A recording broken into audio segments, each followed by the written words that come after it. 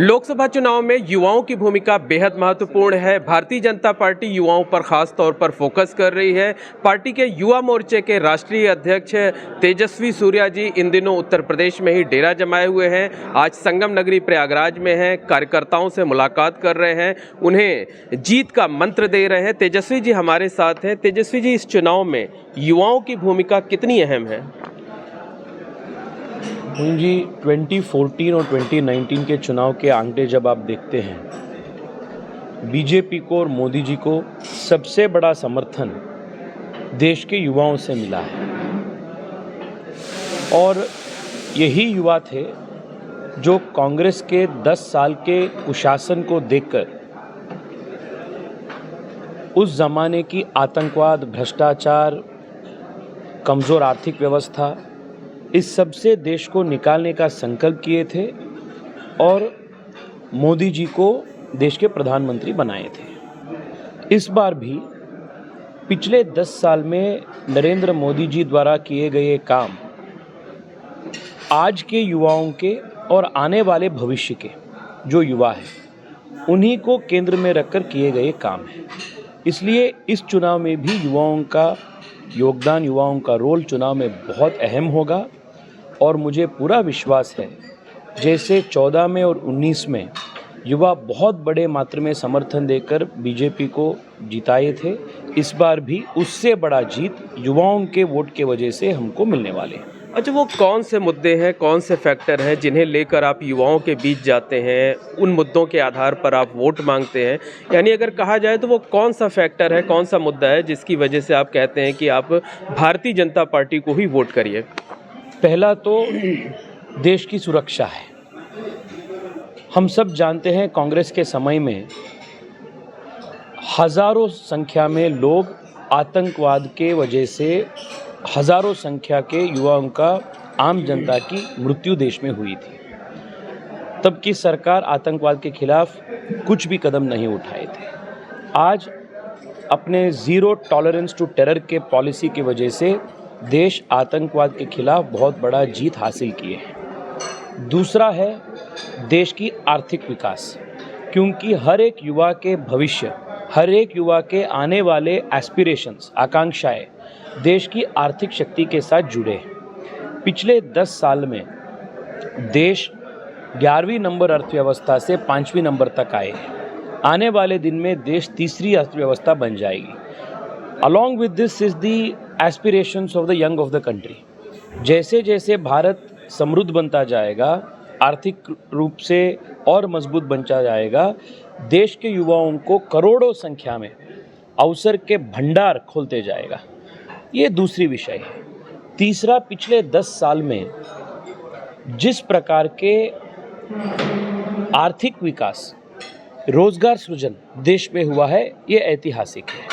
सबसे पहले 10 लाख केंद्र सरकार के नौकरी, जिसका भर्ती सालों से नहीं हुआ था, उसका भर्ती नरेंद्र मोदी जी ने की है। यहाँ उत्तर प्रदेश में योगी जी आने के बाद यूपीपीएससी का बहुत बड़ा रिफॉर्म्स हो गया। पहले तो यूपीपीएससी में भ्रष्टाचार था, एफिशिएंसी के साथ एक कैलेंडर, एफिशिएंसी के साथ वहाँ एग्जामिनेशंस नहीं होता था, पेपर लीक्स होते थे, कार्रवाई कुछ नहीं होता था। टीचर से लेकर आंगनवाड़ी वर्कर तक, एसडीएम से लेकर पुलिस इंस्पेक्टर तक सबका रेट चार्ट जारी था। आज यूपीपीएससी का भी बहुत बड़ा रिफॉर्म्स बीजेपी के वजह से हुआ है और देश में ईपीएफओ डेटा आप जब देखते हैं, ईएसआईसी डेटा आप जब देखते हैं, नेशनल पेंशन स्कीम्स का सब्सक्रिप्शंस आप जब देखते हैं, देश में पिछले 10 साल में करोड़ों करोड़ों उद्योग निर्माण पिछले 10 साल में हुआ है। और जो अनऑर्गेनाइज सेक्टर में युवा, लेकिन जो बेरोजगारी है ना, बेरोजगारी एक बड़ी समस्या है, बड़ा मुद्दा है और विपक्ष इस मुद्दे को बहुत जोर शोर से उठा रहा है कि पिछले 10 सालों में रोजगार के अवसर, खासकर सरकारी नौकरियां ना के बराबर दी गई हैं। मैं आपको वही बता रहा हूँ भाई साहब। आप ऐसे जब आरोप आते हैं, वो विपक्ष से हो या मीडिया से हो, आरोप को तथ्य के साथ, फैक्ट्स के साथ कंपेयर करके उसके ऊपर असेसमेंट करना ज़रूरी है। आप रेलवे रिक्रूटमेंट बोर्ड का रिक्रूटमेंट आप देखिए, कांग्रेस सरकार के ज़माने में कितना रिक्रूटमेंट हुआ है, बीजेपी के टाइम में कितना हुआ है, डबल रिक्रूटमेंट बीजेपी के टाइम में हुआ है। यूपीएससी का रिक्रूटमेंट देखिए, यूपीए के 10 साल में जितना रिक्रूटमेंट्स हुआ था उससे 2 गुना ज़्यादा रिक्रूटमेंट बीजेपी के टाइम में हुआ है। अपना स्टाफ सिलेक्शन बोर्ड एसएससी, इसका भी रिक्रूटमेंट 3 गुना ज़्यादा है कांग्रेस के ज़माने के रिक्रूटमेंट के कंपैरिजन में। और यहाँ केंद्र सरकार की मैं ऑलरेडी बताया 10 लाख वैकेंसियाँ थे, सालों से ये वैकेंसी भर्ती नहीं हुई थी। नरेंद्र मोदी जी मिशन मोड के ऊपर पिछले 2 साल से 10 लाख केंद्र सरकार के भर्तियों को वैकेंसीज को हमने फिलअप किया है। और आप जब प्राइवेट एम्प्लॉयमेंट की बात करते हैं, प्राइवेट एम्प्लॉयमेंट में मोदी जी आने से पहले स्टार्टअप्स की बात ही नहीं थी।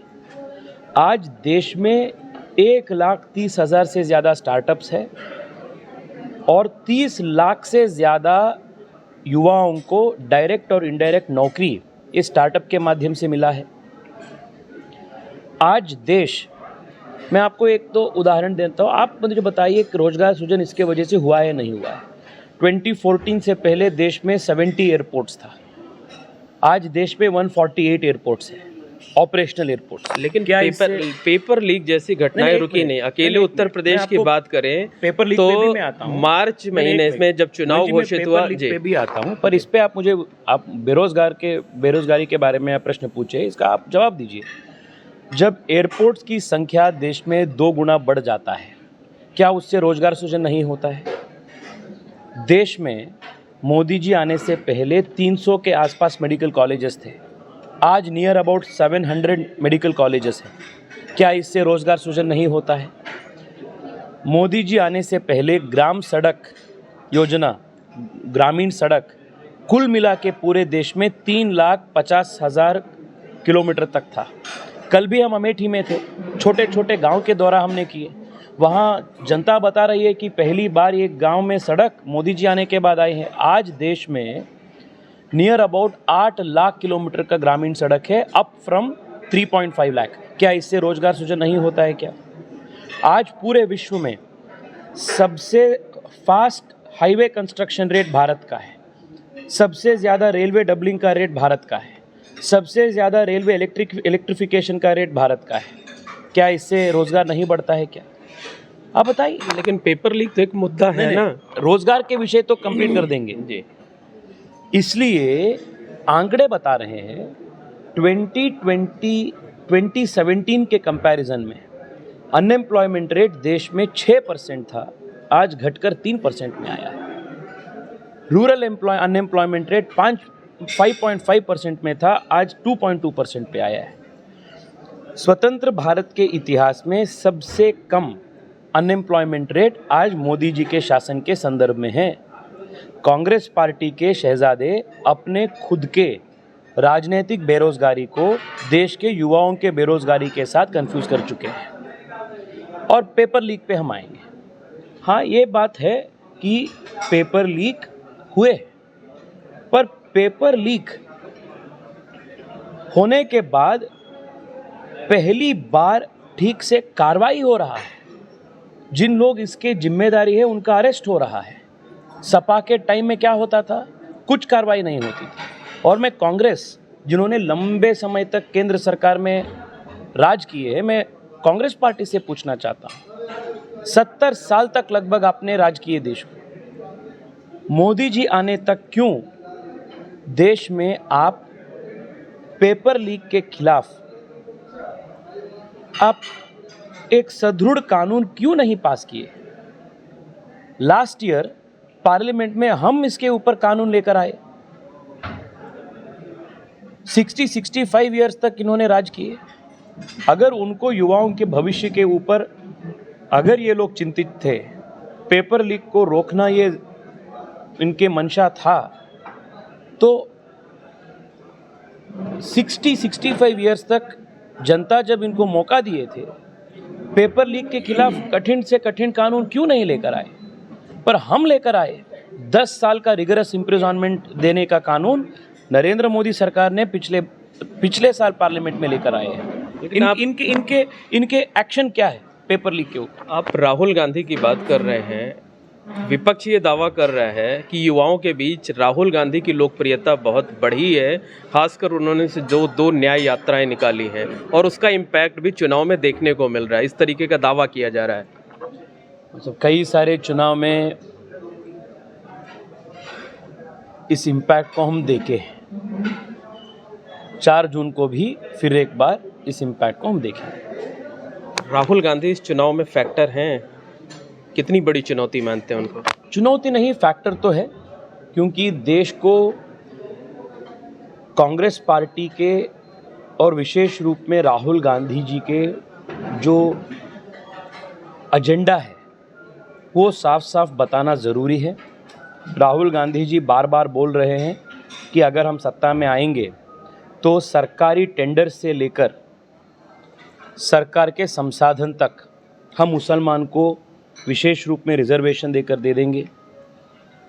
राहुल गांधी ये भी बोल रहे हैं कि अगर हम सत्ता में आएंगे तो जैसे कर्नाटका में ओबीसी से रिजर्वेशन खींचकर मुसलमानों को दिया गया है, इस प्रकार का रिजर्वेशन हम मुसलमानों को पूरे देश में दे देंगे, ओबीसी के रिजर्वेशन को छीनकर। राहुल गांधी ये भी बोल रहे हैं कि अगर हम सत्ता में वापस आएंगे हम अयोध्या के राम मंदिर के ऊपर ताली लगा देंगे। ऐसा उन्होंने कहीं नहीं कहा है। आचार्य प्रमोद आचार्य कृष्णन ने कहा ना, वो तो अब आपकी पार्टी के समर्थक हैं, तो वो इसलिए बोल रहे हैं। वो कांग्रेस पार्टी में थे, कांग्रेस पार्टी से बाहर आए। वो राहुल गांधी जी को पूछिए, अभी राहुल गांधी से आप जाकर आप पूछिए, राहुल गांधी जी को क्लैरिफिकेशन देना जरूरी है। राहुल गांधी तो कह रहे हैं कि ये भारतीय जनता पार्टी हमारे खिलाफ दुष्प्रचार कर रही है। आप इस प्रकार से राहुल गांधी जी के वकील की जैसे क्यों बात कर रहे हैं? वकील के जैसे नहीं, आप कह रहे हैं कि राहुल गांधी ने ये कहा, इसलिए मैंने आपको कहा। राहुल गांधी जी को इस विषय पे स्पष्ट करना जरूरी है, उनको क्लैरिफिकेशन देना है। उनको क्लैरिफिकेशन देना इसलिए ज़रूरी है क्योंकि उनके साथ जिन्होंने काम किए थे ऐसे लोग आकर बता रहे हैं, और इतिहास भी ऐसा है। राहुल गांधी जी के पिताजी शाहबानो केस को, सुप्रीम कोर्ट के वर्डिक्ट को रिवर्स किए थे जी, रिवर्स किए थे। स्वाभाविक रूप से देश के जनता चिंतित है कि ये भी अपने पिताजी जैसे अपने वोट बैंक को तुष्टीकरण करने के लिए राम मंदिर के फैसला को भी रिवर्स कर सकते हैं। सो जनता चिंतित है और स्पष्टीकरण देना जरूरी है। लेकिन वो ये आरोप लगा रहे हैं कि आप लोग 400 सीटों की, बस 2 मिनट में खत्म कर देते, कि आप 400 सीटों की बात इसलिए कर रहे हैं क्योंकि आप ओबीसी और दलितों का आरक्षण खत्म करना चाहते हैं। मैं स्पष्ट रूप से आपको बताया, मैं कर्नाटका से आता हूं और कर्नाटका का उदाहरण मैं आपको देना चाहता हूं। कर्नाटका में पिछले 1 साल में कांग्रेस सरकार काम कर रही है। सरकार में आने के बाद तुरंत कांग्रेस पार्टी ने कर्नाटका में उनके पहला कदम ओबीसी से रिजर्वेशन खींचकर मुसलमानों को देने का काम किए हैं, और आंध्र में भी इसी प्रकार का मॉडल लागू करने के लिए कांग्रेस ने प्रयास किए थे। आज तेलंगाना में भी तेलंगाना के सीएम इसी प्रकार का मॉडल लागू करने में है। तो अगर ओबीसी रिजर्वेशन को, एससी एसटी रिजर्वेशन को बड़ा खतरा है तो वो कांग्रेस पार्टी से है, क्योंकि कांग्रेस पार्टी अपने वोट बैंक के तुष्टीकरण के लिए मुसलमानों को गैर संवैधानिक, क्योंकि संविधान के अंदर धर्म के आधार पर रिजर्वेशन देने का प्रावधान ही नहीं है। बाबा साहेब अम्बेडकर जी ने साफ साफ इसको मना किए थे। अच्छा, आप लोगों ने अगर विकास के मुद्दे पर इतना काम किया है तो बात घूम फिर करके फिर क्यों बार बार हिंदू मुसलमान पर आ जाती है, पाकिस्तान पर आ जाती है? विकास के मुद्दे पर आप लोग वोट क्यों नहीं मांगते हैं? और इस तरीके का आरोप विपक्ष साफ तौर पर लगाता है। आपको ये नहीं लगता है क्या कि अगर विपक्ष अपने मैनिफेस्टो में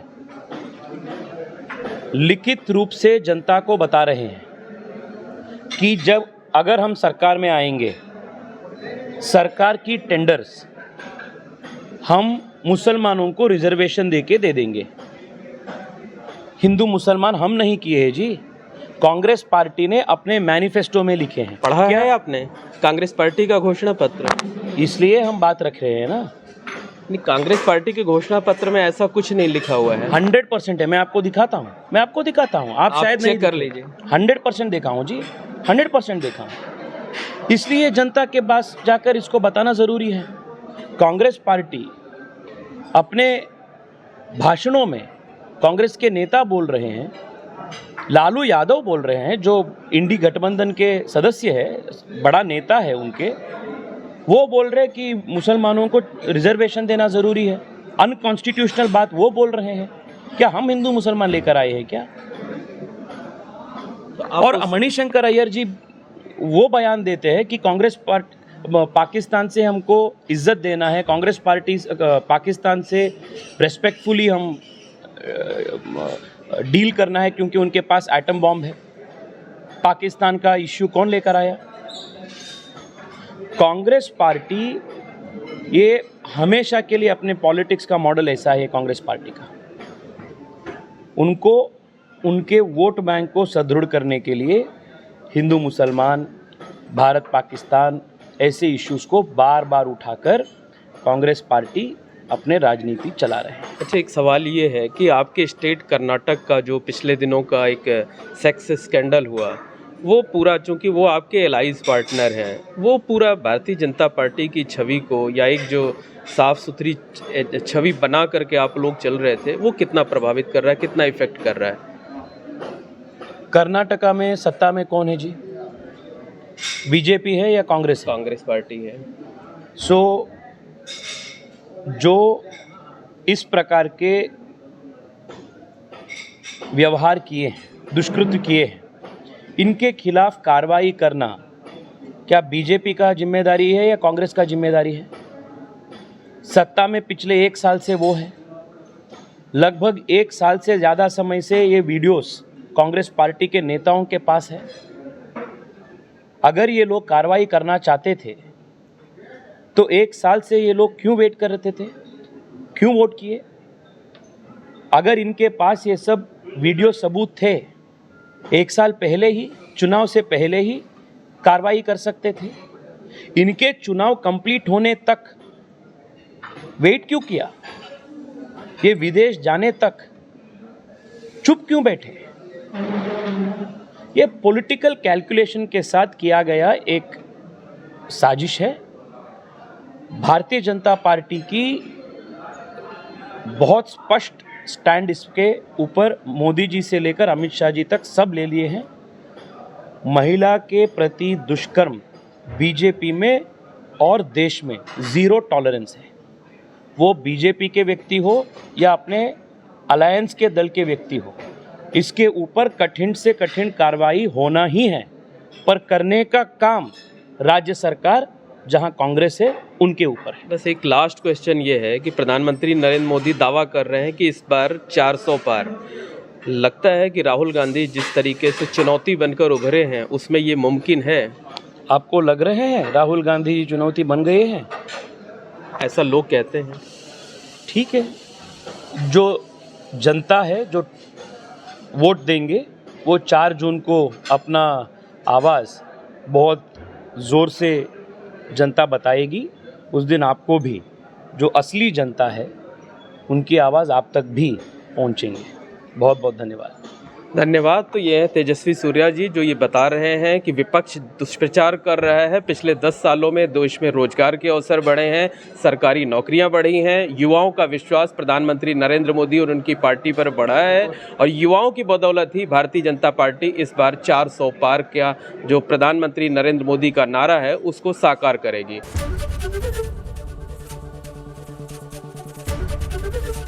एबीपी गंगा, खबर आपकी, जुबान आपकी।